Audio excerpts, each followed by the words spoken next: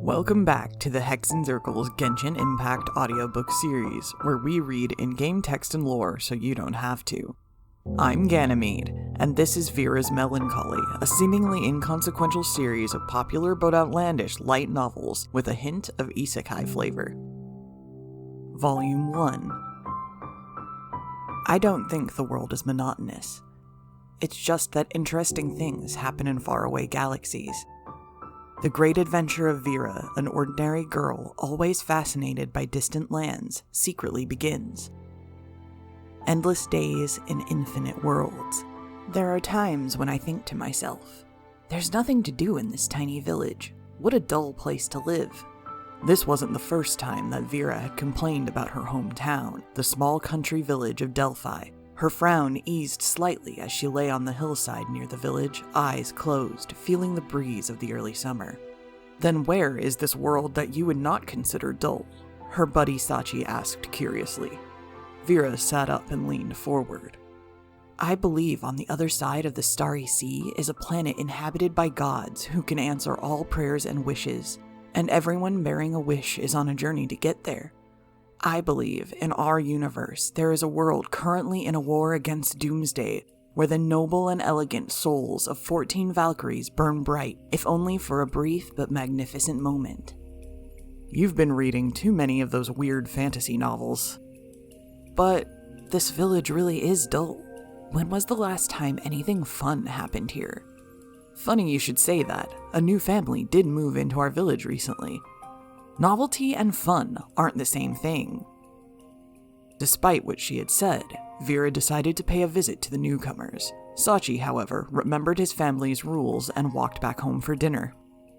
Vera gave the door of the newcomer's abode a gentle push. Much to her surprise, it wasn't locked. Anybody home?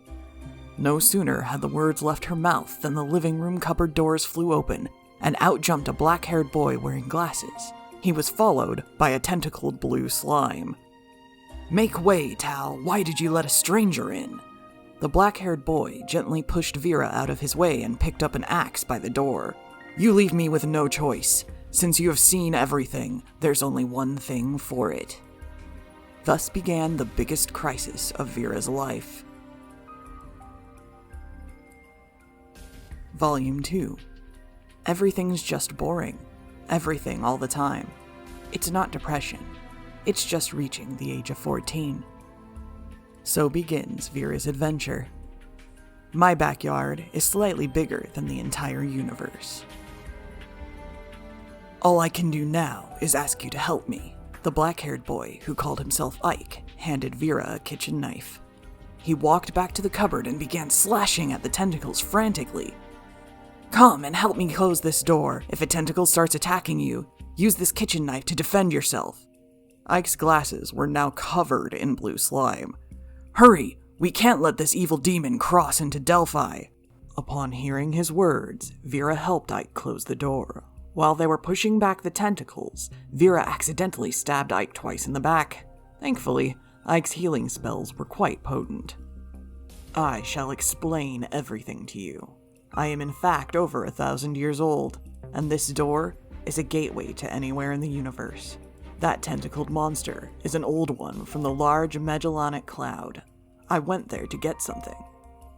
Ike was covered in slime from head to foot by this point. He wiped his glasses with Vera's dress as he spoke. Is there anything else that you'd like to know? Who's Tal? Vera didn't seem to mind. An evil spirit that resided in the man-devouring castle. It has served me as a butler since I subdued it. Strangely, it behaved quite friendly towards you. Vera's parents always reminded her that people are destined to build families, and that it was futile to entertain dreams of anything beyond the homestead. Her buddy Sachi once told her that if a lively girl like her was to marry someone from a faraway land, the whole village would become unbearably lonely. The real reason Sachi said this was that he was something of a weakling and was sure to be ferociously bullied if he ended up having to play with the boys. The human spirit is still too immature. I need to guide you both through the wonders of your childhood. Ike extended his inviting arms to Vera. You will sing every step of the way on your long journey to youth. From the Orion Arm to the eternal Jahannam, from the torrents of time to the depths of the starry sea. How far is beyond? Any place in this universe is just as boring as my backyard, she said. The scale of everything beyond follows the heart, Ike replied. Thus, my heart is slightly bigger than the entire universe. Volume 3. The Andromeda Empire stretches across half the galaxy group. Every planet within the Empire has its own demons and deities, dragons and monsters. I've come up with a story for every star from your home. That's not possible. Looking from here, the Andromeda Galaxy is only 1/5 the size of your moon. So continues Vera's adventure. The Man Who Stole the Lone Star. I am the second rightful heir to the Andromeda Empire, and I have more than 200 titles to my name. You shall call me the Princess Androbasilisks. The charming girl then crossed her arms, savoring the moment of her entrance in her mind and giggling to herself in amusement. Her sole reason for gracing Delphi with her presence was to marry Ike. If you, he who conquered a quarter of the universe, marry me, my safety shall be guaranteed after my elder sister takes the throne. If I may ask, how big is the Andromeda Empire? Vera asked. I reckon there are more than 9,000 inhabitable planets. With so many stars in your possession, why come to steal my brilliance? So, you aren't here to harm Vera? Sachi cautiously asked Ike, who was carrying the scrolls and globes of other planet. Of course not. I think she would make a great assistant. After putting everything down, he clapped his hands. You like her? Me? No, not at all. I don't like her at all. Sachi looked away, worried that the old sage might discern his true feelings. He reached for a box full of photo frames. He grabbed a few at random, each picture depicting a different beauty. Look at them. They all said that they gave me their one and only true love, but did they? In reality, I was just one of their many lovers. Sachi did not know when or where he had heard the saying, but it blurted out from his mouth in this moment of annoyance. With so many stars in your possession, why come to steal my brilliance? Volume 4. There is a saying that goes as follows. Not all that glitters is gold. Sometimes it is the outpouring of a broken heart. Either way, the stars in the sky certainly aren't made of gold, and most people's hearts aren't made of glass. In any case, here is the next chapter of Vera's adventure. All that glitters. The people in these photographs are all so pretty, Vera exclaimed as she picked up Ike's box of framed photos. Of course they are, otherwise they wouldn't have had the chance to leave me with a photograph to remember them by. Ike has no intention of evading. After all, he was a galactic sage who was over 1,000 years old, so of course he knew that girls were easily hurt and that they could become trouble very easily. Ike would thus never cheat a girl. Take notes, boys. Having seen the starry host, I thus make star-shaped jewels to remember them by, he continued to explain. But those stars that shine across the universe do not belong to anyone, so it is also impossible to steal them. Vera did not understand.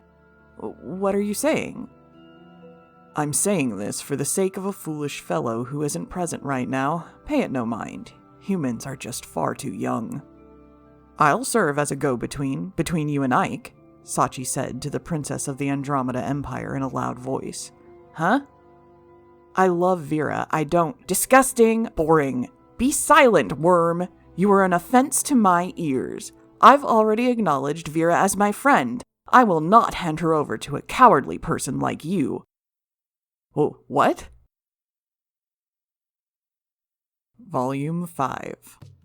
You can't have picnics on the sides of a galactic highway. Even the deities will be held fully responsible for road accidents that might occur.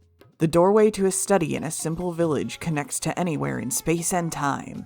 Having hide-and-seek across time, Vera's great adventure continues. Roadside picnic.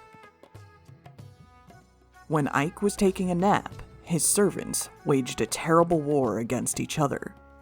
The great wizard had subdued many gods and demons to serve under him.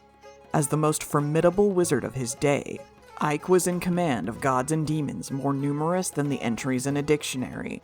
But who was the strongest of those under his rule? The gods and demons decided to find out for themselves through battle.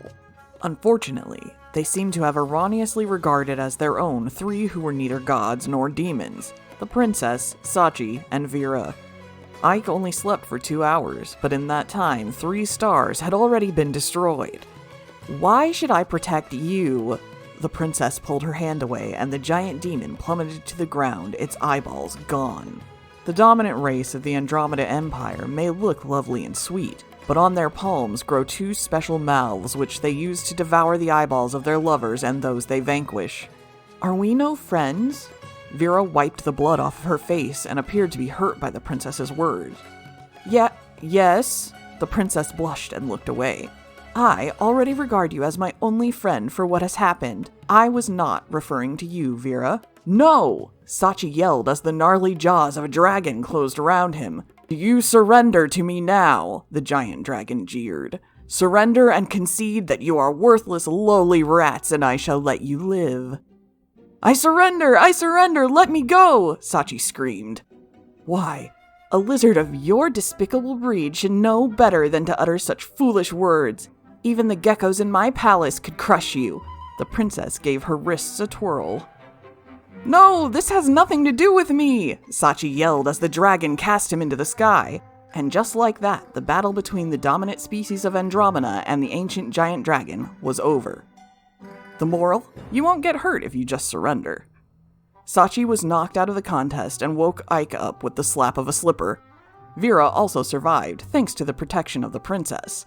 Oh, you imbecile! The mere sight of you is revolting. Don't you come near me. Don't talk to me, don't look at me, nor breathe the same air as me, you lowly scum! The princess could not have a lower opinion of Sachi. Volume 6. There was once a great scholar who wished to write a book about all the festive days of the empire. After looking into it more closely, he discovered that every single day had some sort of a festival associated with it. He persevered with this monumental writing task for 6 months before giving up on it. But don't worry, as far as this book is concerned, I am the author and I won't let my readers down. For every season. Though those things had indeed happened, they were occurrences on a galactic scale. Now, something more mundane was about to happen. The date of the town festival was drawing near. I suppose it's finally my turn to introduce you two to this small town then, Vera said as she served the princess and Ike her very own braised dishes. After all, those things they had encountered in their galactic escapades had to be explained by the princess and Ike. If there was any knowledge Vera had to present them, it was the knowledge of her hometown. Afterward, the great king's first messenger, the brave knight Huffman, strode west across 2 continents, crossing great oceans and rivers. As for the imperial sage, the witch from the east, she passed by her hometown on her road eastward, and then came by the land of the Nether. Thus, they finally met here. Huh, is that so? How interesting. Though she was trying hard not to let Vera notice that she did not, in fact, care for the story at all. The princess's acting skills required some work. So, that can only mean that this place is on the polar opposite side of this world from the great king's capital, right? Ike said, commenting on a seemingly unimportant aspect of the tale. That's true if you think about it. Vera rubbed the back of her head with a crooked smile. I've always said that I want to leave this place, but in the end, I discovered that this is the place I'm most familiar with. Having come to this realization on the eve of the town's anniversary, Vera began crying right in front of Sachi's eyes. You numbskull, you made Vera cry! The princess made her entry with a flying kick, sending Sachi hurtling away. Volume 7. In the star clusters at the outer reaches of the universe, habitable planets are few and far between. For this reason, the region is the playground of space captains and pirates alone. With this being the universe, though, there is no port and starboard in the traditional sense. Out here, starboard means whichever side of your spacecraft is oriented towards the star you are using for navigation. Lose yourself, and especially your sense of direction, in this next chapter of Vera's starbound voyage. Galaxy Wars. Reigniting a sun is not difficult, but I don't think the Andromeda Empire would like to see that happen, Ike said to the panicked Vera. Do you mean that the princess has kidnapped Sachi? Vera said with some shock in her voice after giving the matter some thought. How did you come to that conclusion? I'm saying that only the Andromeda Empire would be capable of kidnapping you and the princess. Ike then turned to face the innumerable lives that dwelled within the galaxy. He paused for a moment before declaring thus, Inhabitants of the galaxy, though I have come here upon the invitation of High Saint King Lebanon to reignite the flames of the few remaining stars, it seems that the Andromeda Empire does not wish for your longevity and has thus kidnapped my friend. Are you, then, to put their lives over that of all life? Saint King Lebanon arose from her seat. If that is the case, why then do I rule over these stars? Finally, the Saint King would charge into peril alone, defeat the assassins from the Andromeda Empire, and rescue both the princess and Sachi. Afterward, she had a few words with Ike. I didn't think you could defeat the dominant species of Andromeda, Ike praised. They're a strong and hardy race. I suppose it's true then that you defeated the Holy Dragon en route to becoming the Saint King. I am in fact the same Holy Dragon. I fused with Lebanon's flesh and blood and now act according to her wishes. Huh. Ike was a little shocked by this. Ah, yes. Is that fellow the person the second princess is fond of? When I barged in, they were... What? Now that was a much bigger shock for Ike. Volume 8. Of course, boys aren't invited to the girls' slumber party. Girls are sacrosanct like the gods of the Golden Age. Vera, the princess, Saint King Lebanon, and alpha female of the galactic swarm, shall talk deep into the night. The girls themselves. I said it was a misunderstanding. She was about to eat me, Sachi explained. I don't think she was intending to eat you, Ike said, pushing his glasses up.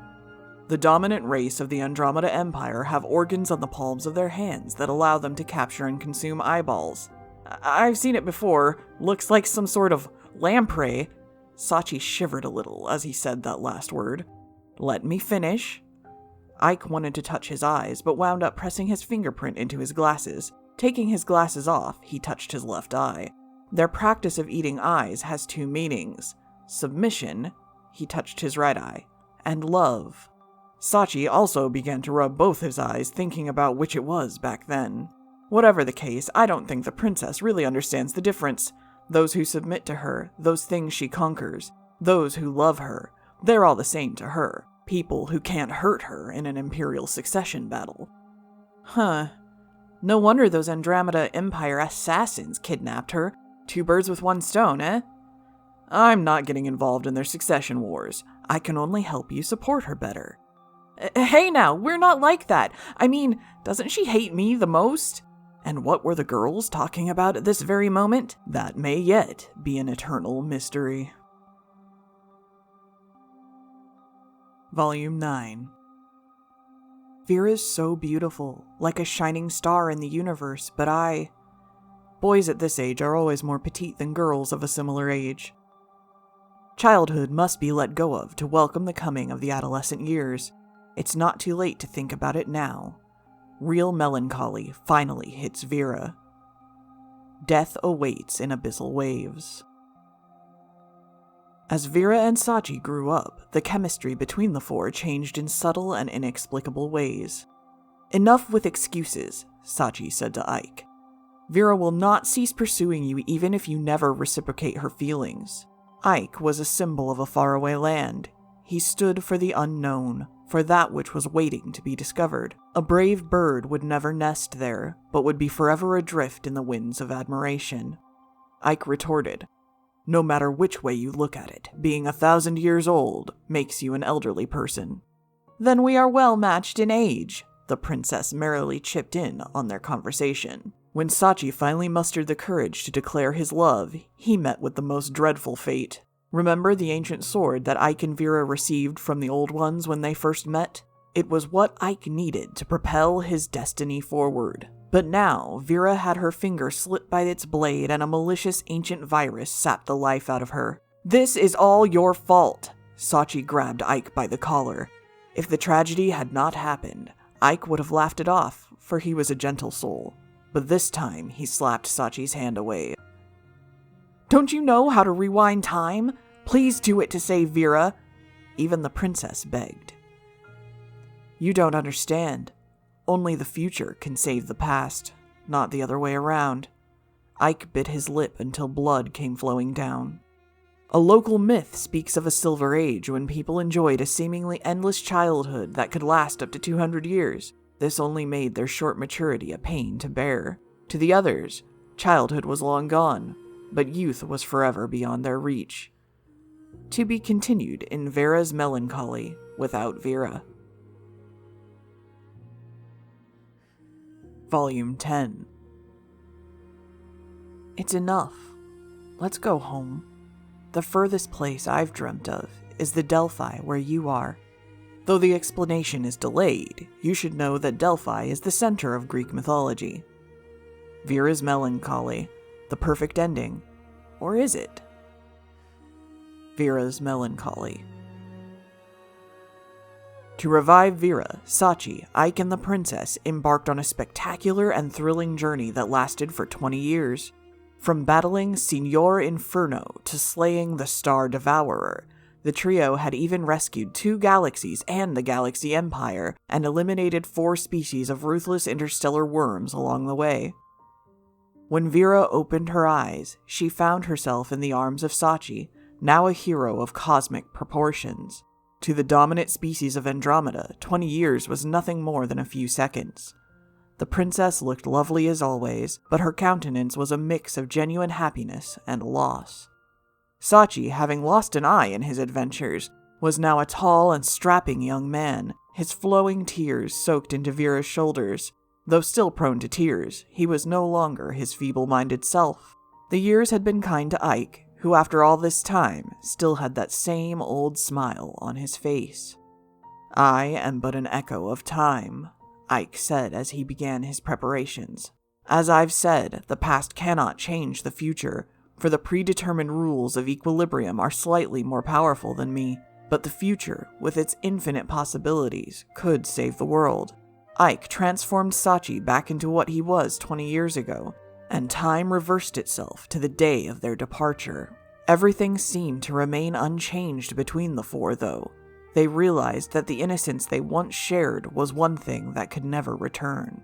"I'm sorry for depriving you of your childhood," Ike said to him. "Now go. The youth that you deserve awaits. I have witnessed every wonder in the universe for your sake, and this was how my childhood ended." Sachi summoned every last ounce of his courage as he stood before the girl of his destiny. "I will never reach my youth without you by my side." What will her answer be? Editor's note: the author of Vera's Melancholy is now off living the high life with the royalties from the first 9 volumes. If you happen to see him in your corner of the universe, please help us to impress upon him the urgency with which we require the next volume. That concludes the full text of Vera's Melancholy as of patch 3.3. I hope this made the text more accessible and easier to digest. Thanks for listening, and as always, this is the Hexen Zirkel, signing off. See you at the next one.